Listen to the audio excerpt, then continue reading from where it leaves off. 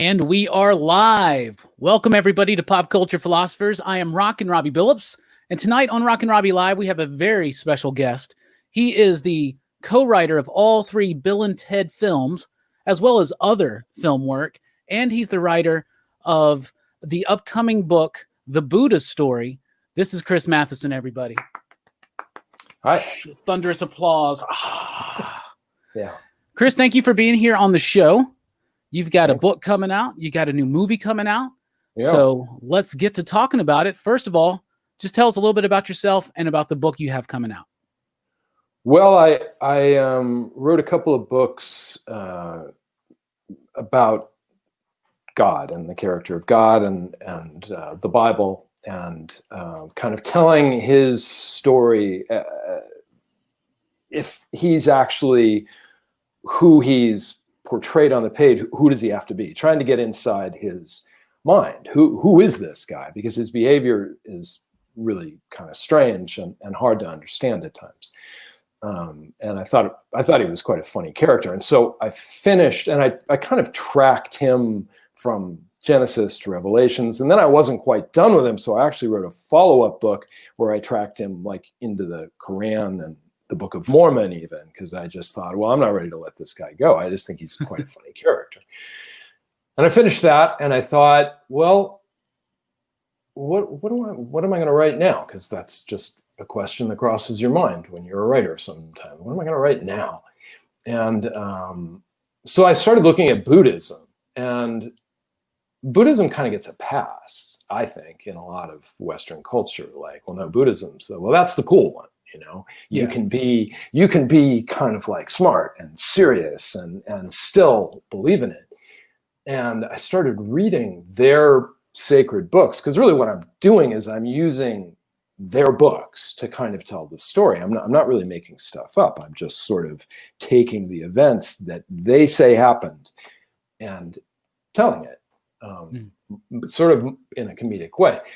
Yeah. So the Buddha story is his life from birth to death, and it's using chapter and verse, just quoting their holy scriptures from beginning to end. And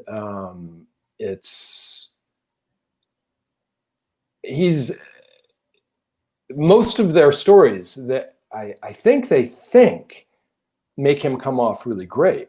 That's what they're intended to do. They're intended for you to go, wow, he's incredible.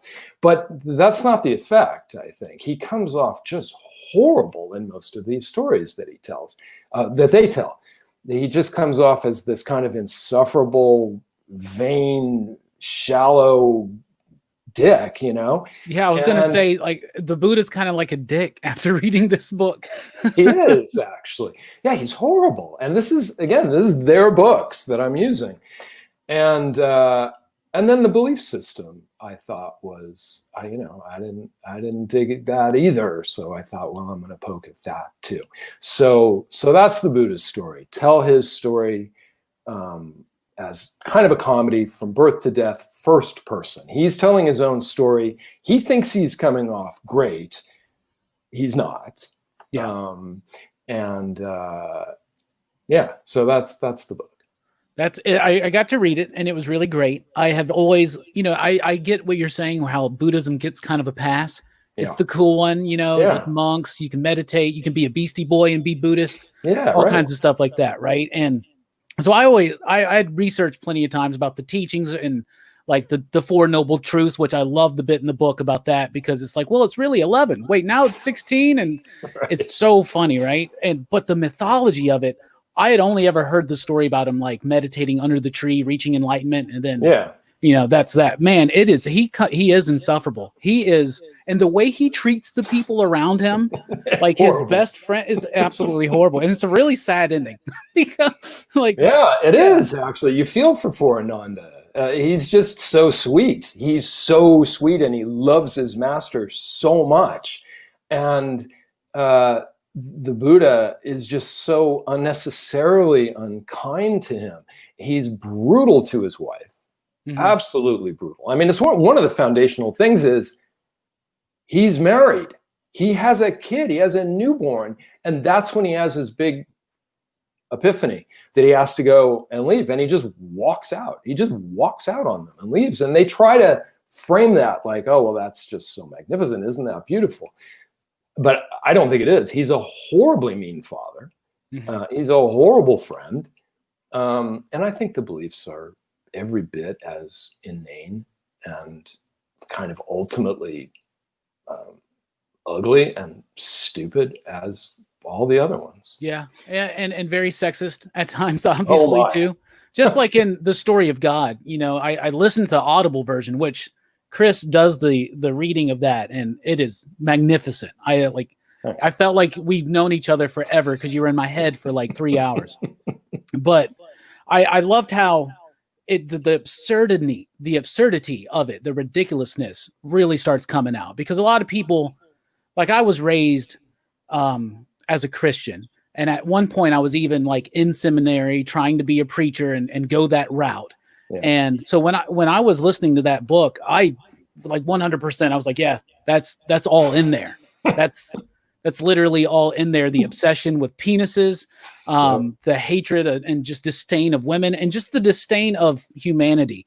And that's something I got. It's like a common thread in the God book and the Buddha book. The idea that humans suck, existence is insufferable. It's this terrible place to be. We're all just deserving of punishment and becoming worms, being eaten. And wow, you thought the biblical Christian version of hell was crazy? Check out the Buddha version. The Buddhist version is crazy. There's a bunch of them. It's just like one. I mean, like the Christian version is just kind of one thing. You know, it's just the big fire, I guess. It's so sadistic. The Buddhist versions are like, he just keeps topping himself. There's the levels of cruelty are astounding for a religion that ostensibly is about, well, they're all ostensibly about love and compassion, but they're not. They're hateful. Actually, they're really hateful, and they're really mean-spirited, and they're really, I think, bullying to people. And they prey on people's fear, I think. But that essential tenet of life is horrible. Life is pain. Life is pain, and the only thing that's really worth doing is dying, and like really dying. Like, don't come back, because no matter what you come back as, it's going to be bad. Like, it's bad to be an animal. It's terrible to be an animal because they're such ignoramuses. Or it's even bad to be a god. Everything's bad.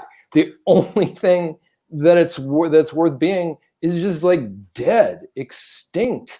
And man, and they hate the body, and it's like, what is beautiful about this? And all of his stories, because he uses his past life stories to kind of, justify himself.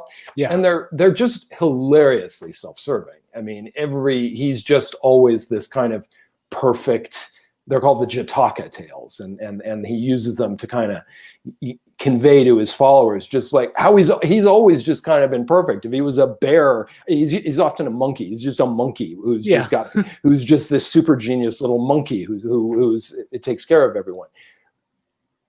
It's really laughable, and it's really, really ugly, and it's really fraudulent. That's what I was struck by more than Christianity, because Christianity, weirdly, I would say it's not that fraudulent. I mean, I'm not a fan, but it doesn't cloak itself in kind of compassion and lack of ego the way Buddhism does, when in fact Buddhism, it's just all about this guy's ego. It's completely about this guy's ego, really. Yeah, and he says stuff like, it's not being egotistical to say that I'm perfect, because that's just stating a fact. I have no ego. I am perfect. When you're reading the book and the story and the narrative, it's like, this dude, it feels to me like he's just making this shit up on the fly. Like when you're just got, I don't know, you have that friend who drinks too much at a party, just starts telling a lie, and then he's like, oh, well, I'm in it now, I'm just going to keep going with it.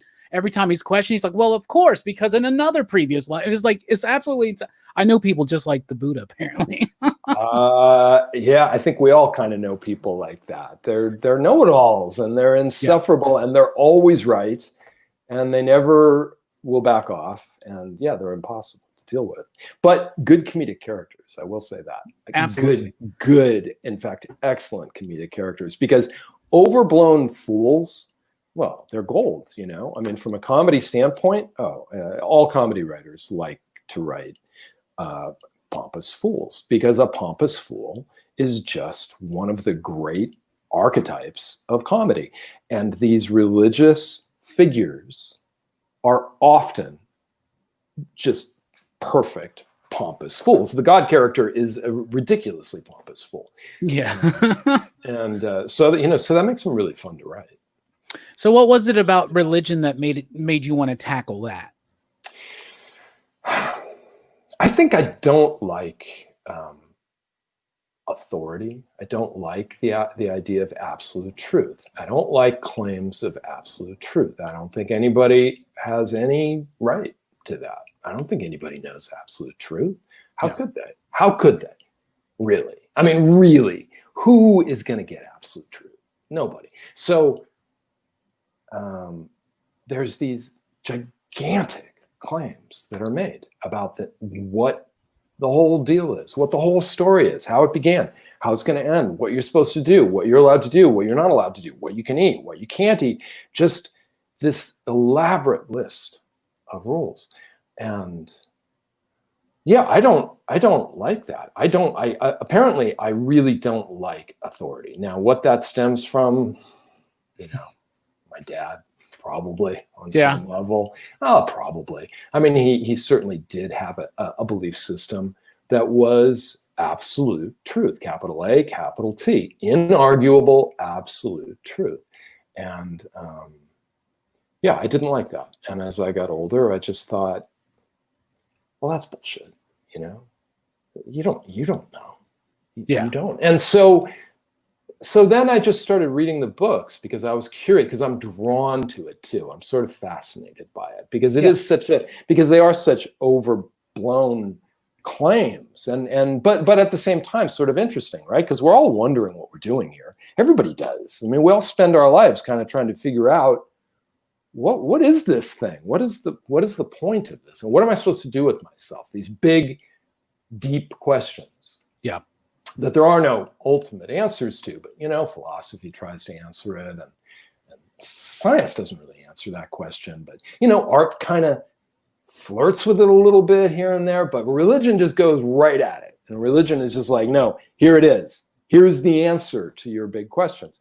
And so, yeah, I love that.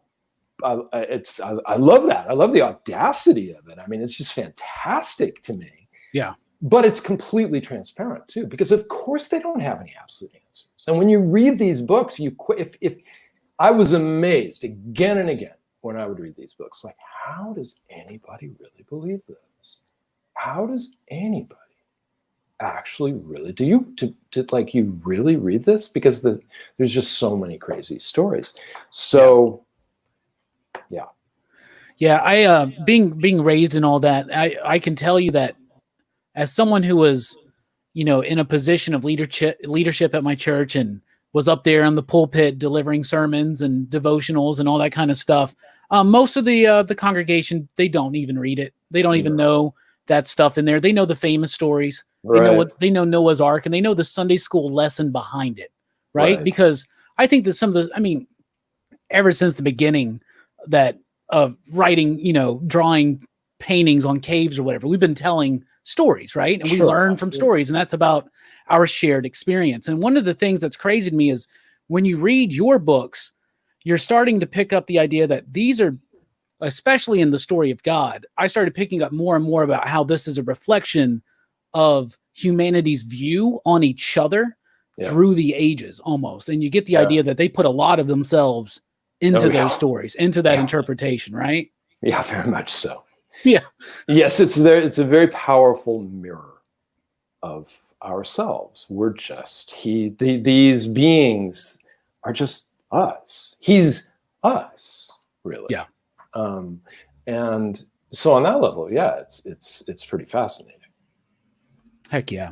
So you felt that everybody you wanted to veer from Christianity, and did you have to deal with a lot of like controversy? Did you get any like hate mail or anything about that over all that?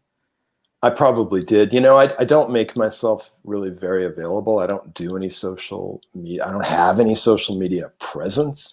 So it would be hard, I suppose. I mean, I'm just not, I'm not on Twitter, you know. Wise man. So Wise man. people can't show up and just harass me, which I'm sure they would. Yeah. Yeah, I got some, you know, some scathing kind of anger, and then also, of course, the compassion, like poor lost soul who's going to burn forever, you know. Oh, yeah. I got that too. Well, then, they'll probably like your next book. Yeah, I mean, you know, probably. And I don't know, like, I was gonna just follow these stories everywhere, you know, because like I said, I wrote one making fun of the Quran, which is the same, because it's the same guy. God in the Quran, he's the same character. Yeah. He's called Allah, but I mean, he's the same guy. And then the Book of Mormon, I sort of kind of took that one on too, which is, that's kind of a challenge because it's a very hard book to read. Because it's, I mean, it's kind of fun because he's really, really, really a bad writer. I mean, he's a really bad writer, this guy. Yeah. He just is his storytelling, like the Bible and the Quran and, you know, like the Old Testament, the New Testament, they kind of have some beautiful things. I mean, they do. There are like legit poetic things. Yeah. The Book of Mormon is just, yeah, it's just sludge from beginning to end. I agree with that. Have you read it? I've tried to read through it before. Yeah. It's I had a Mormon once say to me, like, so are you saying that you think Joseph Smith just made this up? I was like, yeah, pretty obviously Joseph Smith just made this up. Yeah. I would say.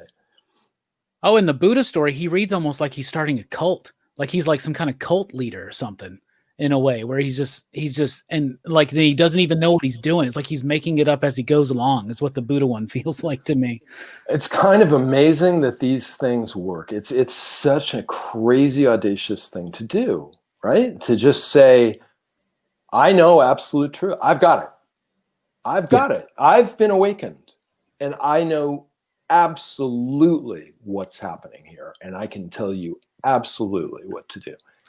What do you think? Oh man, the nerve of that. Yeah, right. What do you think it says to like the idea that people sometimes find themselves so willingly to follow teachings or leaders like that? What do you think that says? I think people are scared.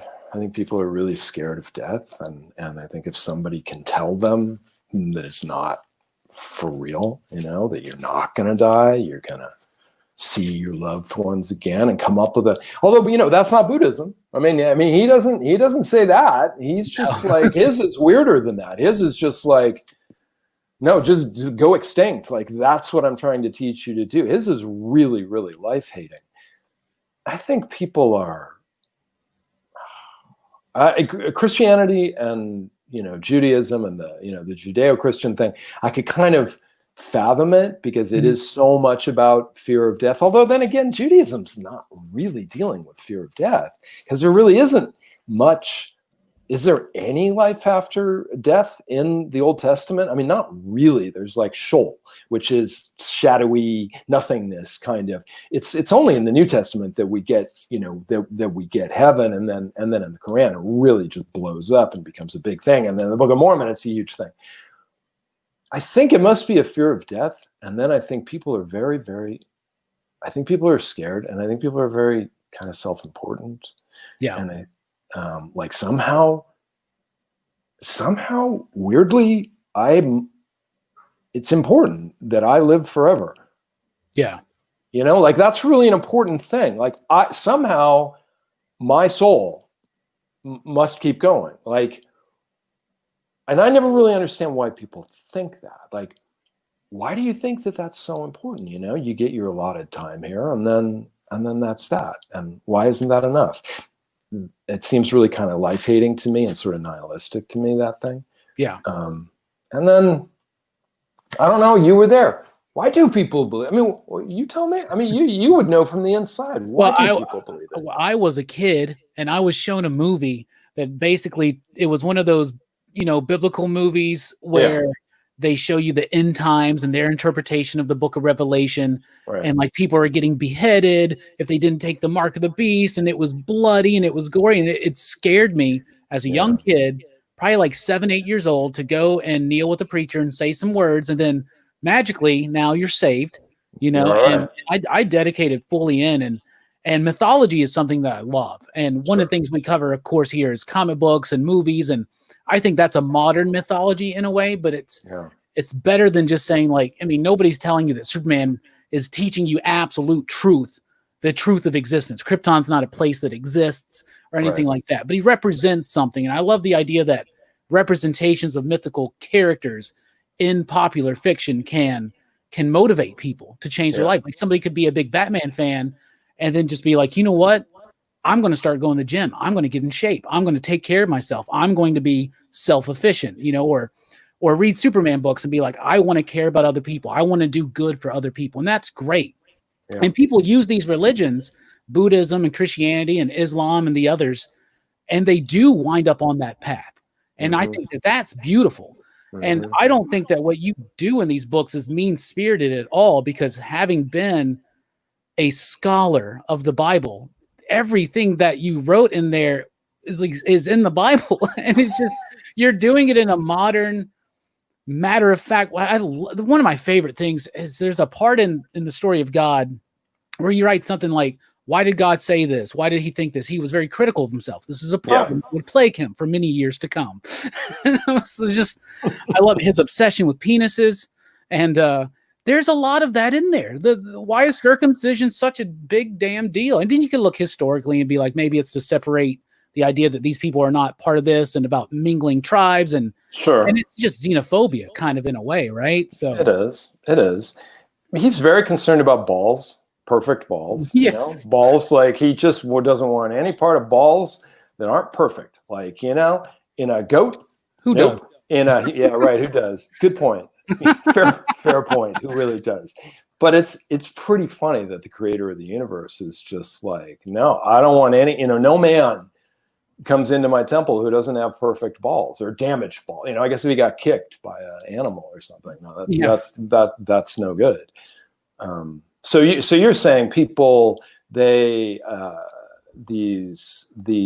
narratives are inspiring to people in a way, and that that can be something really positive about them. Is that fair? Yeah, yeah, absolutely. I would say that, and I think it doesn't have to be. It could be Superman as easily as it could be Jesus or the Buddha to someone, and they even have. Jesus is, the Son of God. Superman is powered by the sun. He was, you can, if you ever watch the Richard Donner film, Marlon Brando literally says, I give them you, my only begotten son. And just like Moses, he's put in a carriage and sailed down the river of space and then saved, and he comes to save the people. And then even Superman literally died and was resurrected, born again. And he came back with a mullet, like probably white Jesus has, that we see. So hopefully. Yeah, right. Right there you go. I love in the story of God when you start getting to the Revelation. Revelation's some crazy weird stuff, and it is. And the sword mouth Jesus and like all the different ones, like that just cracks. I want an action figure of sword mouth Jesus. I'm just me too, man. Put it right there. Oh man, I'd love it. Yeah, Revelations is just it's wild, obviously, but I tried to just take it seriously. Like, all right. This is what you guys say is gonna happen. You're saying this is how it's all gonna turn out. All right. Then the whole thing's, written by God. So I guess this is gonna be the end of the story. It's pretty audacious to say, okay, before this wraps up, we're gonna give you the whole finale. We're gonna tell you how the whole thing is gonna end up. It's pretty wild. And it's really like he's such a madman by Revelations. He's such a, like, I was, part of the way through it, and I was like, God, he's like a James Bond supervillain. He's just so bad. Like all he wants to do is just torment everybody and behead them and then bring them back from the dead just so we can send them to hell. Like you can't stay dead. You've got to be, put back together again just so you can be then toppled to hell. Yeah. It's really wild. And then the vision of heaven and the creatures who sing to him and talk to him and a number of different Jesuses. And yeah, it's really quite wild. I thought it was quite funny. I remember a time when I was a teenager and we were doing a, by request, we wanted, because Revelation was always something in my church that they would talk about the bits like, oh, Jesus will come back. They believed in the rapture, which I don't think is quite a biblical idea. I think that was made up. In fact, I've heard and read that it was a dream that some little girl had in the 1800s.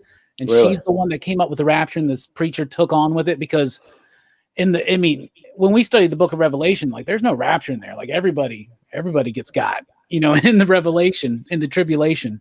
Yeah. But I remember we were like learning about all this stuff because by request, we wanted to like go deep into Revelation.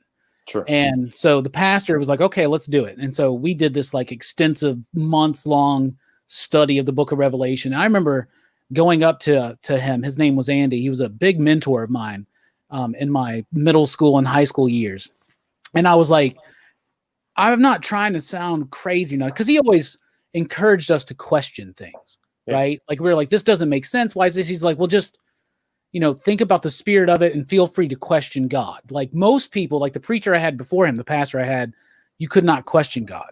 Right. Like it was the way it was and you don't question it. He offered the idea that we could question things. He was also a physicist. So that was kind of a weird dichotomy there to be a pastor and a physicist. And anyway, I remember being like, heaven sounds really boring.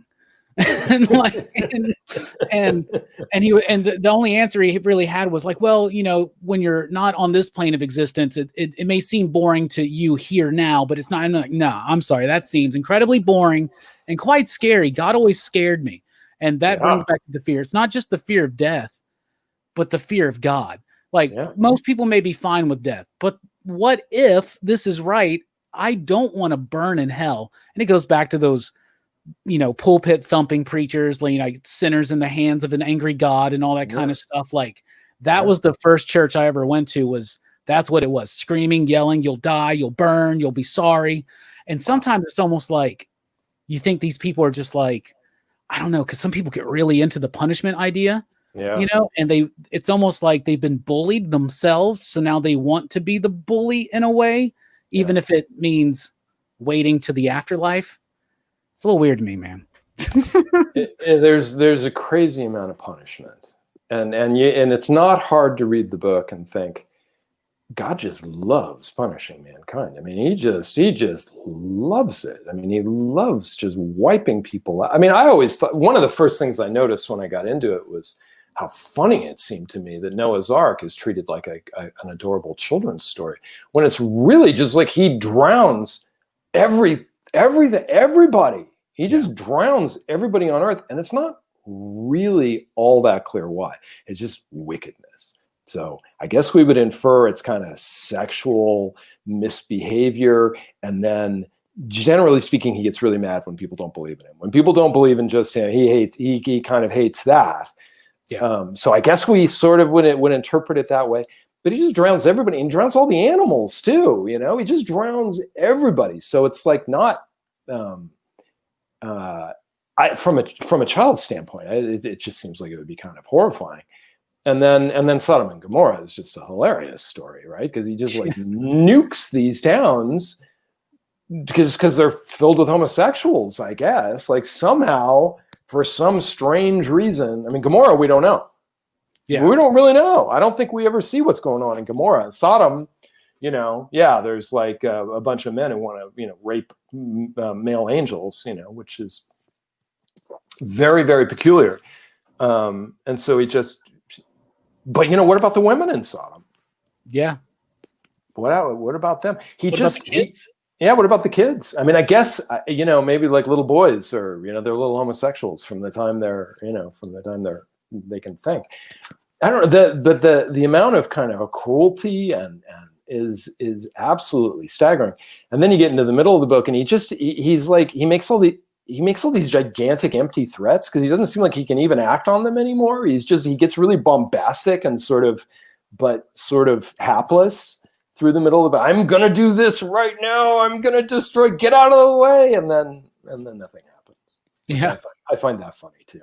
I ended up thinking about, with regard to the character, I thought, well, he's one of three things.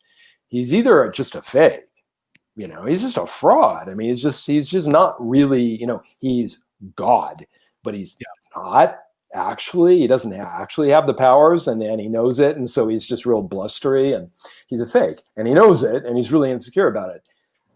So that seemed funny to me. And then I thought, or maybe he's kind of a fool. It's kind of Will Ferrell sort of as God. He is all powerful, but he just blunders and trips over his own feet and makes bad decisions and just gets enraged at his own bad decisions. And like, why did I do that? And that seemed funny to me too. And I think that's a plausible read. But the one that I ended up on, which I thought was ultimately the funniest and the deepest and felt the truest to me, was like, well, no, he's just a freak. He's just mentally ill. There's just something wrong with this character.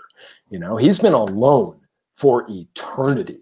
He's never had anybody, he's just alone, and he just wants love, and he never gets it the way he wants it. And he's really self-hating. And yes. And like, we're his creation, right? And he just instantly wants to like punish us. I mean, like instantly, sets it up so that like we get tricked, and then he can start punishing us. When in fact, I suppose theoretically, Adam and Eve could just behave, right, and just have a nice time. And he could do that. But that's not the way he wants it. That's not the way he wants it. Yeah, and if you view the story of God as a reflection on humanity, the thing that I picked out when I was listening to it was the self-loathing nature of God. Like he hates himself sometimes, and that's something that I think is very prevalent in humanity, in society, that we all have this sneaking thing inside of us that we just don't feel like we deserve to be loved. We feel like we deserve to be alone. We feel like we're bad people. We feel like we should be punished. And so that's why we slowly punish ourselves with all kinds of addictions or bad relationships and just all kinds of stuff. Do you think that's kind of right there? I do. I think you're on to something. I think it's very sad, actually. Why are we like that? I've thought about this very thing. Why are we like this? Why are we so self-hating and self-punishing? And I think it just must be something to do with not enough love. I think just not enough love. And you'd think it would be the most natural thing in the world for parents to love their children. Love them and take care of them and mirror back positive things and care for them and be tender with them. But I don't know that it is. I'm not sure that it is. And so there's just a lot of people who are just in pain, and they don't, and they live their lives that way. And then the pain of not being loved, or not being loved very well, maybe. Yeah. Maybe not at all. Maybe not very well. Maybe very inconsistently. I also think that like part of it is like, it's got to have to do with like so many, like it's this weird trade-off. In order to rule the world, our brains got really big. In order for our brains to get really big, we've got these big heads. And so these big heads make giving birth really, really difficult, really dangerous. Like no other mammal dies giving birth the way humans do, and the way human women have historically. So all these children born, and then their mothers die, and they're left with a father, and maybe the mother's gone, and so it's some father who misses his wife, and then so many kids have died historically. I mean, it's just human life's been so dangerous. Like so many children haven't survived. I mean, I looked at a list of US presidents once, and it's well into the 20th century before you hit a US president who didn't lose a child. They all did. Like they all had children who died. And I think it's like maybe the first one is like Hoover or something like that. I mean, it's pretty far into the 20th century. Yeah. And so I think like all these children died, and maybe I don't really know, but maybe parents thought, well, I'm going to hold back a little bit because I can only take so much heartbreak. And if I've already had, it's like, I'm not going to love them. I don't really know, but I do think not enough love. And man, it's created, like, we're a mess. We're a mess. And all the anger that covers the pain, so much anger. Oh my God, we're so surrounded by anger now on all sides, just everywhere. People so enraged. But I always look at the anger and I think it's just kind of, and I experienced this inside myself. It's a cover. It's a way of covering up, pain and fear. And the books show that they're very, very self-hating. And it's very strange. And they hate the body. It's just like, it's bad. Your body is a bad thing. The body is corrupt and dirty and wicked, and obviously sex is, that's just bad and obviously and, impure. Yeah, obviously. It's just they're very strange documents when looked at that way. When looked at little reflections of our inner lives, kind of unconscious self-portraits, which is what I think they are. They are vast self-portraits that people don't think are self-portraits. But they are. Yeah, you're right. The disdain for the body, and there's that. It was very striking to me when I was reading the Buddha story, and he tells the story of the cow getting cut up, and all the pieces taken out of him, all the organs gone, and then he's sewn back up, and it's just this lump of flesh, and he's like, "This is the best existence because he's not filled with desire," and that the idea that we desire things. I mean, I think that's evolution. Like, we desire food because we need to eat. We desire sex because procreation is something that species want to do. And the idea to take just simple desires that are so natural and throw them into this religious, these religious documents, and then like have such a, like, I know people that still haven't untangled, including me, untangled all the stuff that was programmed into our heads from when we were younger and dealing with all this stuff, whether it's, like you said, and I like that too, because people that do say like some kind of a satirical or any kind of work poking fun at Christianity, they always get accused, well, why you wouldn't do that with Islam? You wouldn't do that with Buddhism. Well, Chris Matheson does. Well, they all have it coming. The only one that at this point I can't seem to find any real angle on is Hinduism. Not like I'm a fan of Hinduism because I'm not, but it just, because I've looked at it a little bit, and it just doesn't seem as laughable to me. And I think that must be partially because it's polytheistic. And I think polytheism is not as inherently obnoxious, because you are leaving room for other people. You are saying like, hey, we got a bunch of gods. Oh, you have gods too? Hey, there's a bunch of gods. Like, that seems less bad, and also less bad, like, more explanatory. Like, oh, there's the god of that thing. There's the god of that thing. There's the god of that thing. And we're pulled in various directions. Just one absolute God who just controls everything. Well, it makes no sense to me, and it's laughable, really, and it does create all giant problems with theodicy, right? Like, where'd all the bad things come from? You've got a perfectly good God. Why all the bad things? Why? And I've never seen a good answer to that question, really. I don't think there is a good answer to that question. Probably not, to be honest. I mean, it is, life is suffering. Yeah, life is suffering. And like, if that's your starting point, because that is step one in Buddhism. Yeah.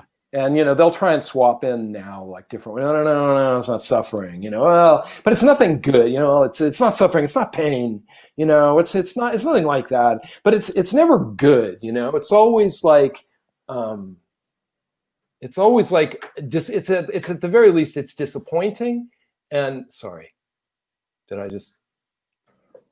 cause a problem? Oh, okay. No, you're good. Okay. And like, that's not, I don't feel that way about life. Is life hard? Yeah, life's hard. Sure, life's hard, but life's beautiful. What an amazing thing it is to be a human being. What an amazing thing to get to be here, to live in a human body, to get to have a human brain, to get to experience nature, to get to talk to other people and get to know them, to eat food, to take a hike, to have sex, to read an interesting book. I mean, to look at a beautiful painting, to listen to music you love, like. And you're going to say it's just all horrible? Like, yeah, I don't get that. I don't understand that. If that's your starting point, and that is the starting point for Buddhism, it's bad. This is not good. And the sole purpose of our life is to just try to get out of it. And then they do this completely fraudulent thing, where, you know, the whole bodhisattva idea, where it's just people who foolishly will think of themselves as having no needs. No, I'm done. I'm all done. I don't have any needs. I'm just here to help others. Yeah. Which is laughable. Of course you have needs. And you just revealed them. It's your ego. Yeah. It's your gigantic, laughable ego. I'm here only to serve others. That's completely fraudulent. Well, the Buddha story comes out August 17th. I have a link down in the description below in case you want to get on Amazon and pre-order it. It is a great book. I've read it, and his other work is out and available right now, and I highly encourage you to check out The Story of God on Audible, narrated by Chris Matheson himself. So you deal a little bit with heaven and hell and death and existential dread, I think, in Bill and Ted's Bogus Journey. Yeah. Is that evidence that this is something that's been on your mind? And obviously you wrote that movie with Ed Solomon as well. Yeah, but was that on your mind at that time as well? I think it must have been, because it certainly is in there. I mean, it seemed the kind of one part of the Bill and Ted joke, or one aspect of their comedy, is to throw them up against the biggest things possible. You know, just throw them up against the most famous people, the most powerful people, and they're just kind of nonplussed. Nobody really seems to make that big of it. I mean, they're nice to everybody. They kind of like everybody, but nobody's, that amazing to them. So throwing them up against God and Satan seemed like, well, yeah, that's of course something we should do with Bill and Ted. But yeah, I think it also gets at a level of interest in this stuff that was there. It was coming. It was brewing, Yeah. All right. Can you tell, so you wrote the Bill and Ted movies with Ed Solomon. Can you tell us a little bit about how that friendship and partnership came about? Ed and I met in 1981. That's the year I was born. I'm an old man, Robbie. I'm an old man. We're all getting there. I think you're a pretty young guy if you're born in 1981. Why, thank you.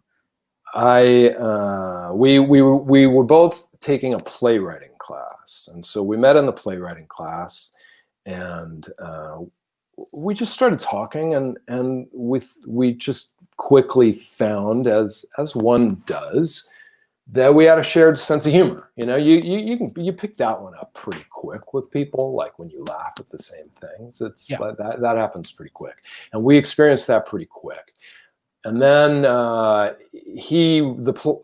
play that he wrote, I then directed, and so because I was directing the play, we spent a lot of time together because it just was, built in. And we looked at the world and saw a lot of the same things. We thought the same things were silly. We thought the same things were ridiculous. We thought the same things were pretentious, probably. And we just sort of hung out a lot.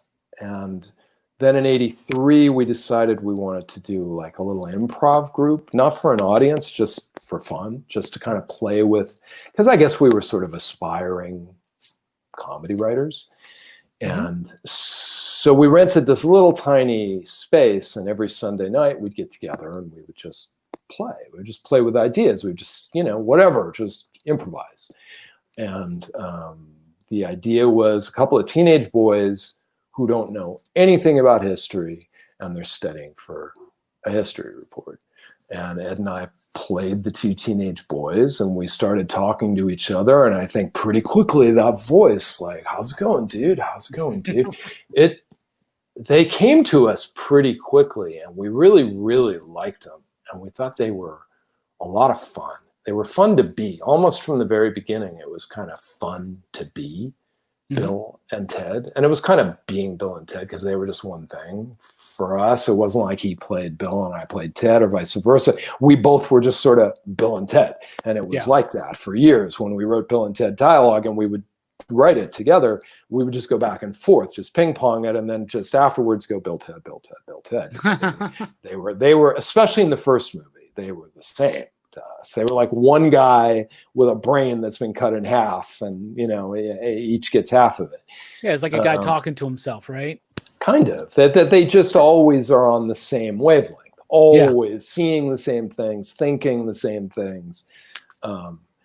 And so then in '84, we thought, well, maybe we just played with them for a while. We would talk on the phone as Bill and Ted. We wrote postcards and letters back and forth as Bill and Ted. We just liked them.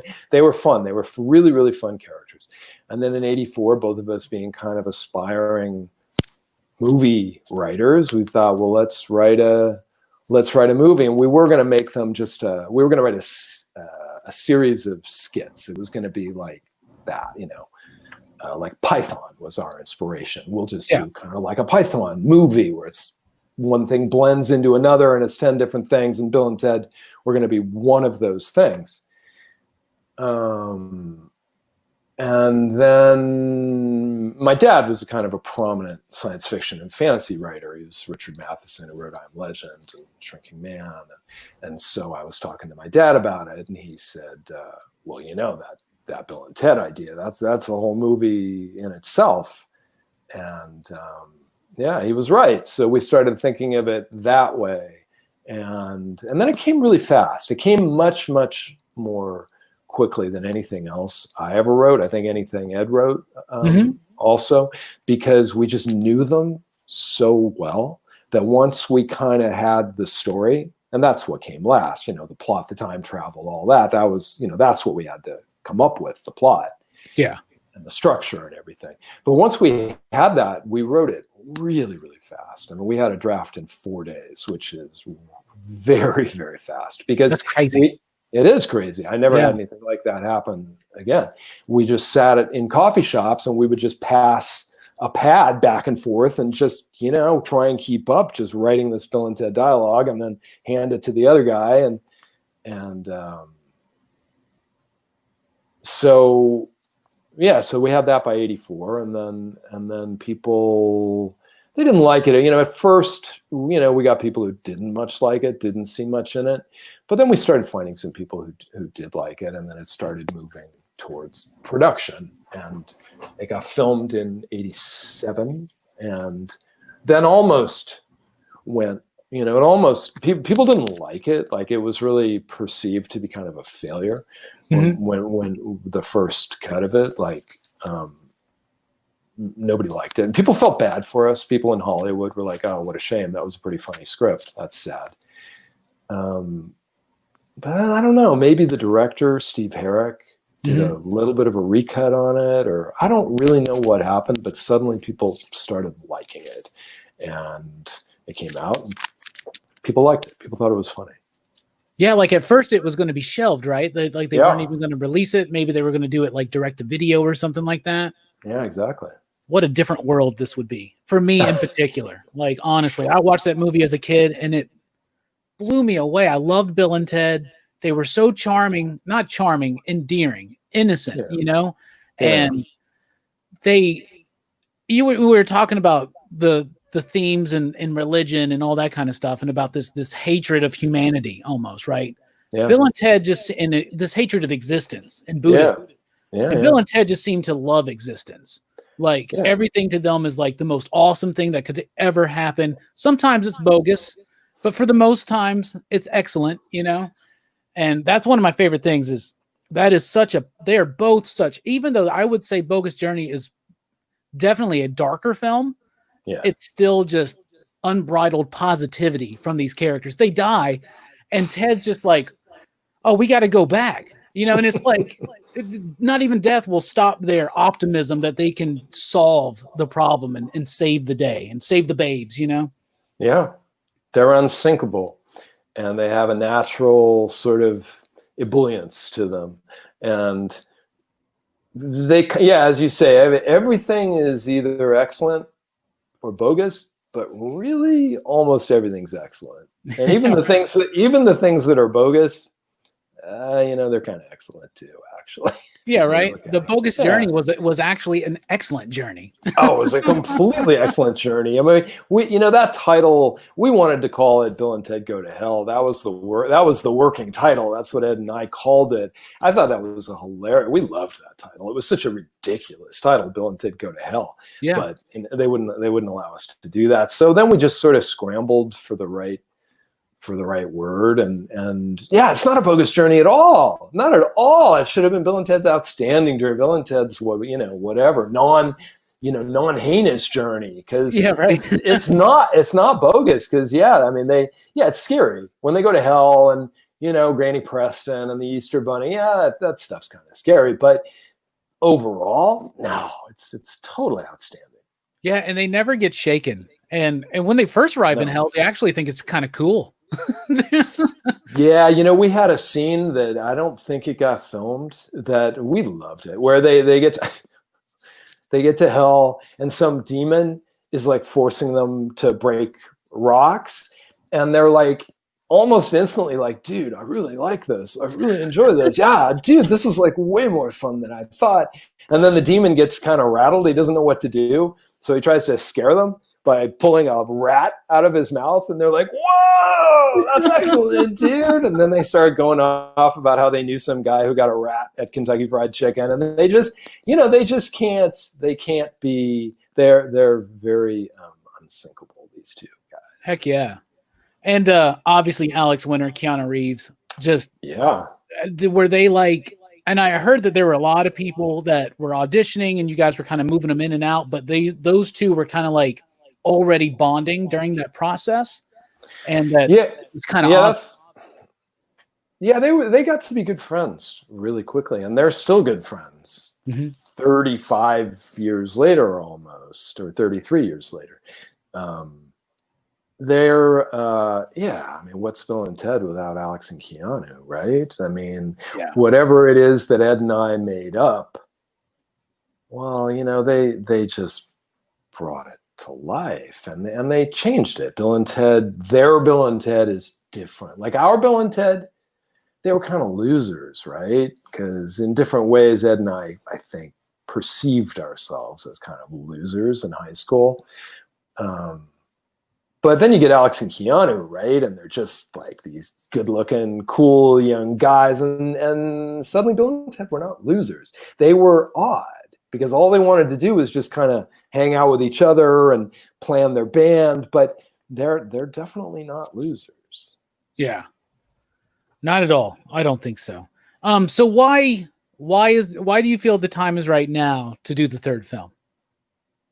Well, we tried for a long time, so I can't say we aimed for 2020. We started talking about it in 2008. I mean, it laid there for a very, very long time after Bogus Journey.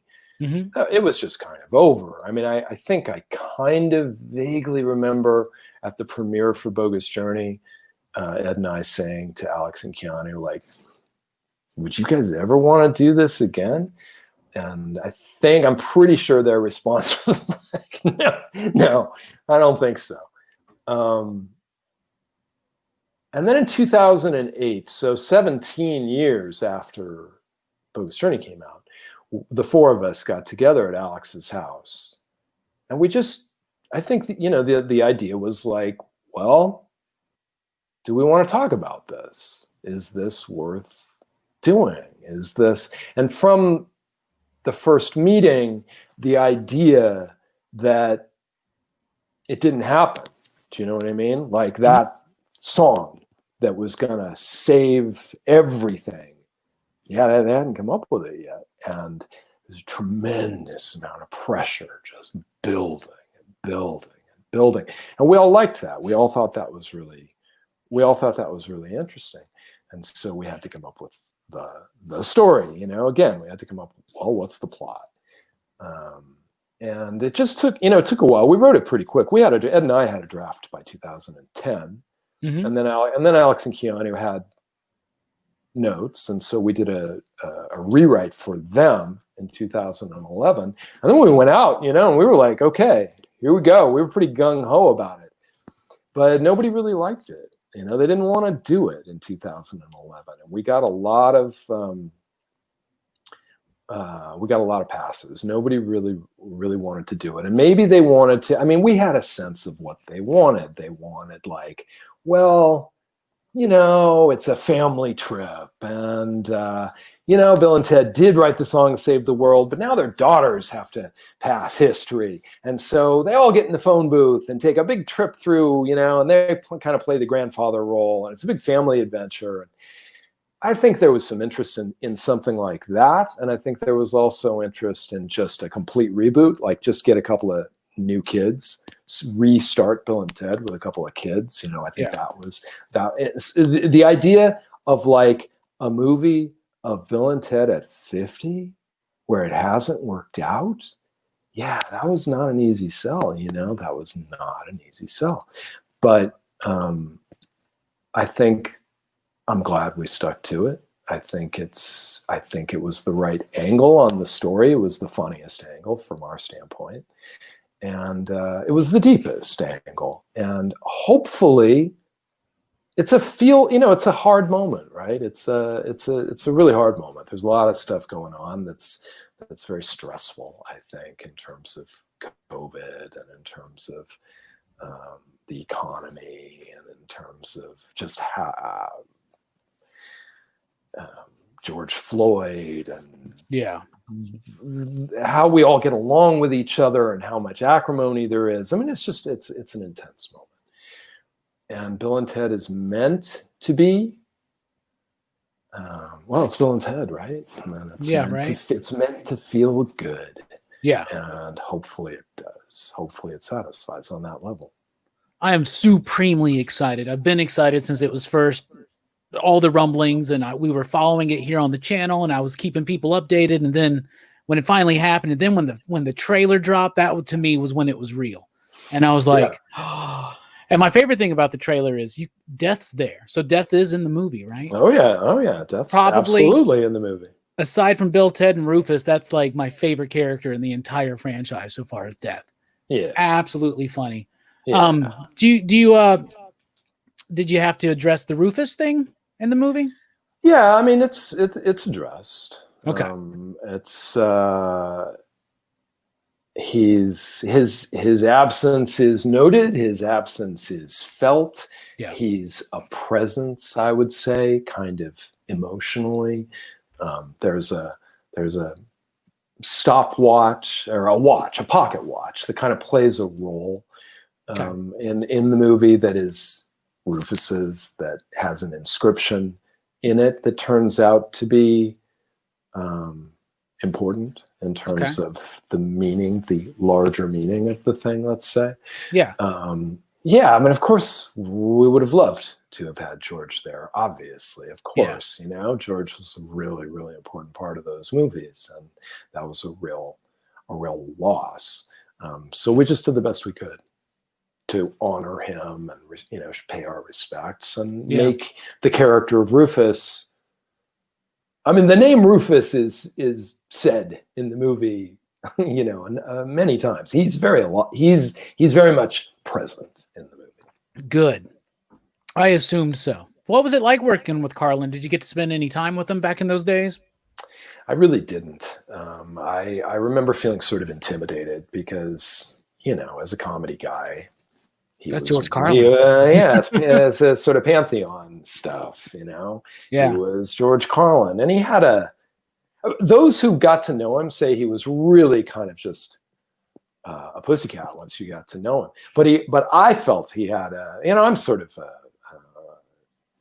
shy and socially not that skilled person, I guess. So I found him kind of forbidding, and I just didn't even have the nerve. I mean, I was on the set with him for a couple of days, and I think Ed talked to him some, but I think I exchanged a few words with him, but I was just nervous. Yeah, I would be too. I would have been just like, I was. You got it. What do you want? So Alex and Keanu have a lot to do, like what you said, that you did a draft of the script, you sent it to them, they had notes. Have they been involved in like the journey of these characters since the beginning, or is this for just this film? Or yeah.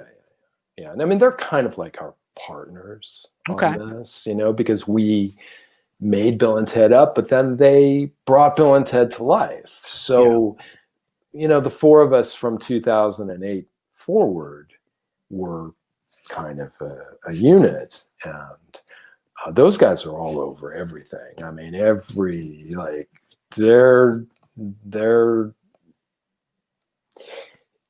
line of dialogue has been vetted. You know what I mean? Like, they're very, very meticulous, these guys. And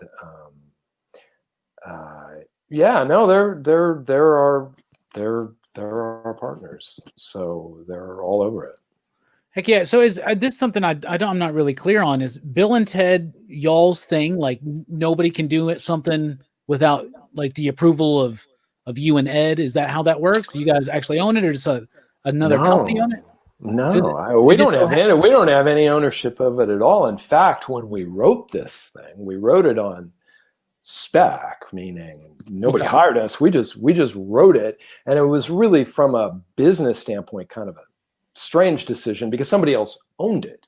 It's the equivalent of kind of remodeling an apartment you're renting. Do you know what I mean? It's like, this is not ours, but we just wanted to do it. They could do whatever they wanted at any time, really.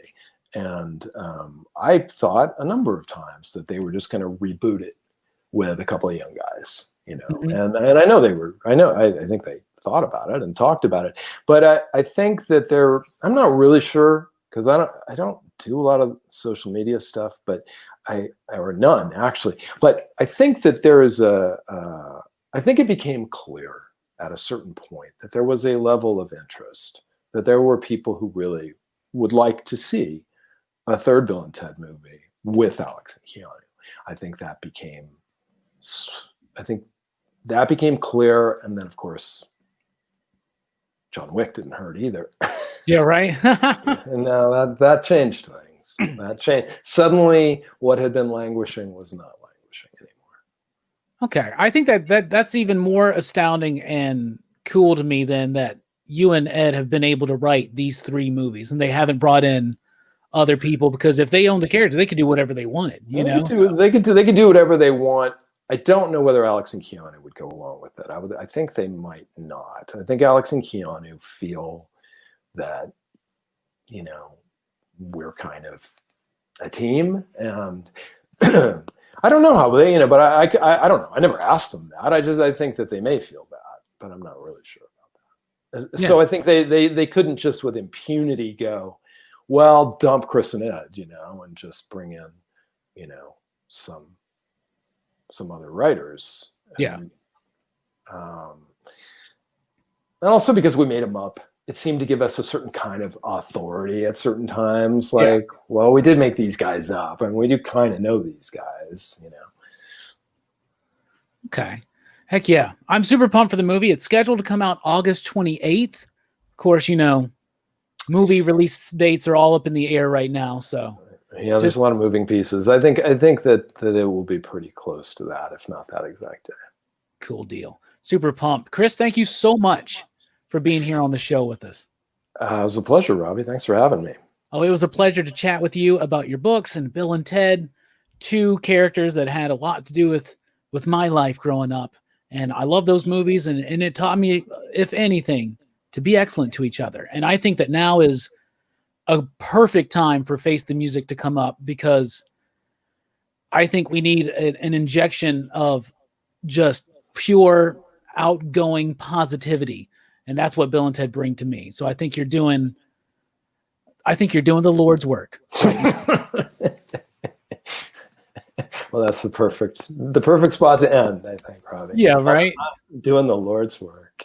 I'm thrashing him on one side and, doing his work on the other side. Hey, it's mysterious ways. That's how it works. Mysterious ways, yeah. Bill and Ted Face the Music out August 28th. The Buddha Story, August 17th. Other books, other movies are already out. You need to revisit Bill and Ted, Excellent Adventure Bogus Journey. I actually just recently redid it myself. That's great. While you're at it, watch a Goofy movie. Watch Imagine That. Watch Rapture Palooza. I haven't seen that one, the Rapture Palooza one, right? That's you, right?